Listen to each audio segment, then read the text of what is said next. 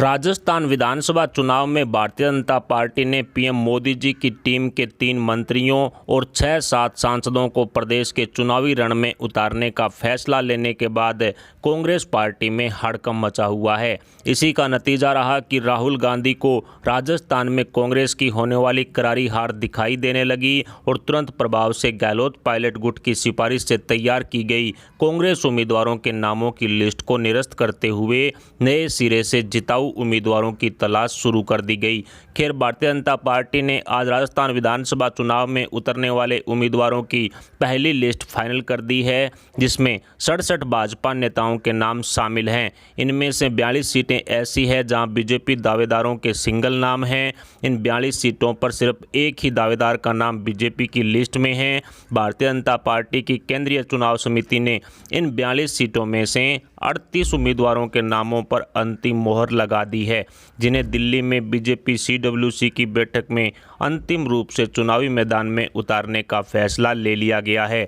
इसके अलावा 19 वो विधानसभा सीटें जहां बीजेपी पिछली 3 योजनाओं से हार रही है, उन सीटों के लिए उम्मीदवारों के नाम फाइनल कर दिए गए हैं। इसके अलावा 3 केंद्रीय मंत्रियों और 7 सांसदों सहित 10 विधानसभा सीटों के उम्मीदवारों को लेकर भी अंतिम मोहर लग चुकी है। वैसे तो मोदी टीम के 14 सांसदों को विधानसभा चुनाव में उतारने की चर्चाएं तेज है और बीजेपी द्वारा अपने केंद्रीय मंत्रियों सांसदों को चुनावी मैदान में उतारने का कारण है कि जहां से इन सांसदों मंत्रियों द्वारा चुनाव लड़ा जाएगा, वहां की नज़दीकी विधानसभा सीटों पर भी भारतीय जनता पार्टी को मोटा मुनाफा होने की संभावना है। यानी कि जिस भी विधानसभा सीट से इन मंत्रियों सांसदों को चुनावी मैदान में उतारा जाएगा, उनके नज़दीक वाली विधानसभा सीटों पर भी भारतीय जनता पार्टी अच्छा प्रदर्शन करने में कामयाब हो सकती है, क्योंकि एक नामी गिरामी नेता द्वारा चुनावी मैदान में उतरने से उस क्षेत्र की नज़दीकी कई विधानसभा सीटों पर फर्क पड़ना स्वाभाविक सी बात है। इन 14 सांसदों के नामों की लिस्ट, जिसमें सबसे पहला नाम कोटा बूंदी से बीजेपी के सांसद और लोकसभा स्पीकर ओम बिरला का आ रहा है, जिन्हें कोटा शहर की किसी सीट या फिर बूंदी से विधानसभा चुनाव में उतारने का फैसला भारतीय जनता पार्टी कर सकती है।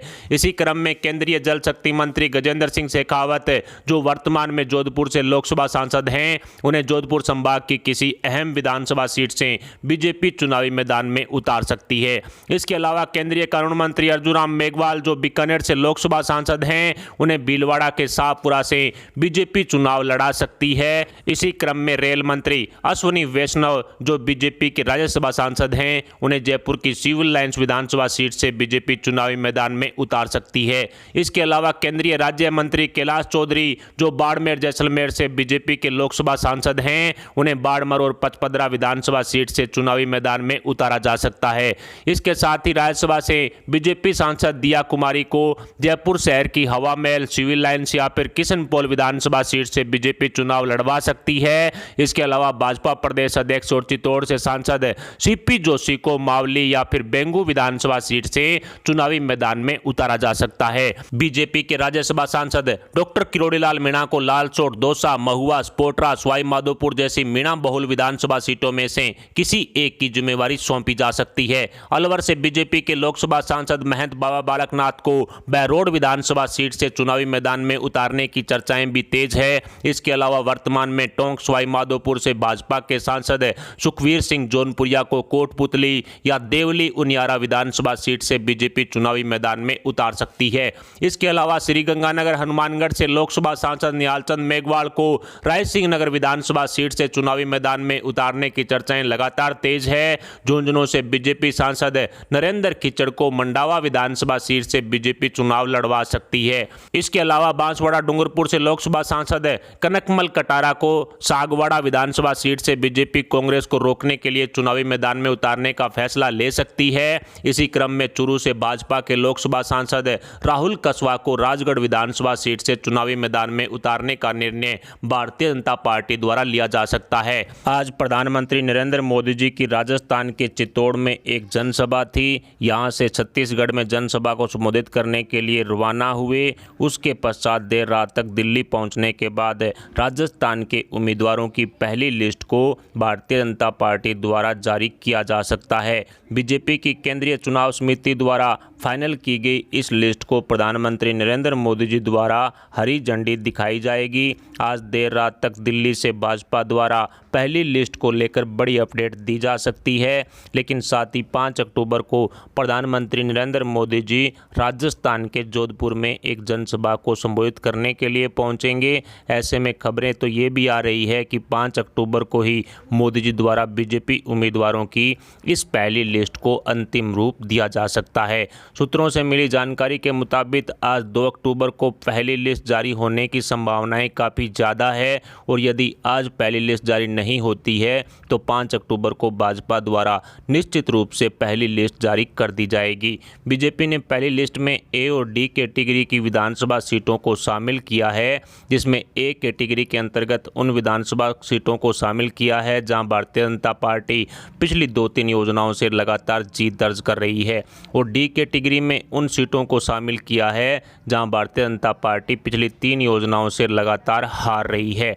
इसके साथ ही केंद्रीय मंत्रियों और सांसदों को चुनावी मैदान में उतारने वाली विधानसभा सीटों का ऐलान भी पहली लिस्ट में ही कर दिया गया है, जिसे आज देर रात तक सार्वजनिक करने की चर्चाएं लगातार तेज है। साथ ही वसुंधरा राजे सिंधिया को लेकर के उनकी राजस्थान विधानसभा चुनाव में भूमिका को लेकर के भी रणनीतियां तैयार हो चुकी है। उस पर भी अंतिम फैसला प्रधानमंत्री नरेंद्र मोदी जी को ही करना है। ऐसे में इतना तो साफ है कि राजस्थान में भारतीय जनता पार्टी ने जीत दर्ज करने के लिए एड़ी चोटी का जोर लगा रखा है, लेकिन ये भी साफ हो चुका है कि राजस्थान बीजेपी में भी गुटबाजी चरम सीमा पर है और उसका एक हिस्सा वसुंधरा राजे सिंधिया है। पिछली बार 2018 में एक नारा काफ़ी मशहूर हुआ था, जिसमें साफ तौर पर बोला गया था कि महारानी तेरी खैर नहीं, मोदी तुमसे बेर नहीं। अब उसी नारे को ध्यान में रखें तो प्रधानमंत्री नरेंद्र मोदी जी ने अपने खुद के चेहरे पर चुनावी मैदान में उतरने का फैसला लिया, यानी कि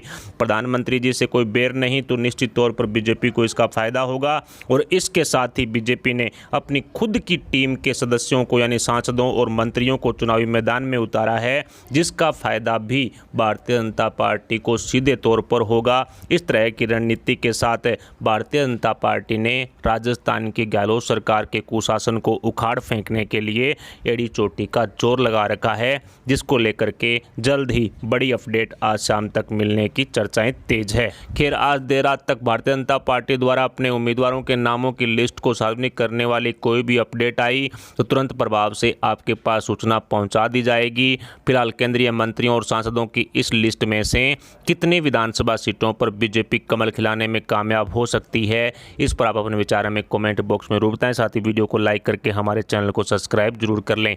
अभी के लिए इतना है, मिलते हैं अगली बड़ी अपडेट, अगली न्यूज़, अगली खबर के साथ। तब तक के लिए जय हिंद, जय भारत।